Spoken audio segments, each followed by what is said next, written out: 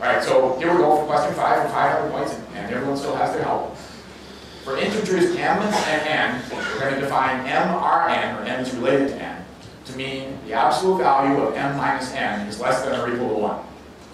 Which of the following is false? For every m is related to m. B, for every m and n, that was Miriam, she didn't like all this m stuff. So she's going to use her help whenever I get through finishing the question and get down to 5 seconds. But for every m and n, if m is related to n, then n is related to m. C, for every m, n, and p, if m is related to n and n is related to p, then m is related to p. Or D, there exists m and n such that m is related to n and n is related to m, but m is not equal to n. We tried to find two letters that sounded more alike, but we couldn't. So we used m and n. Right? Now, so it might be, did everyone understand it, keeping the m's and n's distinct? All right, it's worth 500 points. And for this one, you have 60 seconds. And Miriam will use her help. Very mirthful help there. All right, so you switch, Miriam, and you're going to stick with what you have up there now? Okay. All right, so we'll let the clock run down. What did he counsel you to do? B. B? Did you have, oh, you didn't have that one before. What did you have before? C. C? And you went with B. So we'll see what the answer is. It turned out to be C. Miriam says, don't worry, it's just a game. Come on. So it didn't turn out to be C.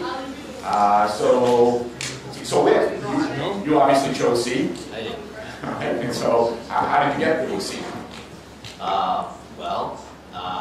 I just considered some numbers for C because I just defined one counterexample. Right, very good. And discovered that you have, say, 3, 4, and 5, m and n and p.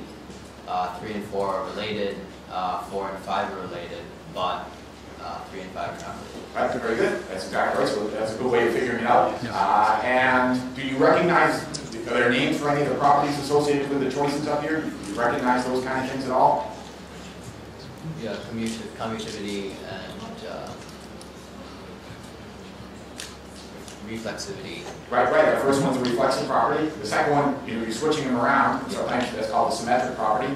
And then the third one, it's nice that it goes R, S, and the next one's T. Anyone know that one? Transitive. What? Transitive. Yeah, transitive, exactly. And then the last one is not nearly as popular. It might be supposed to look like the anti-symmetric property.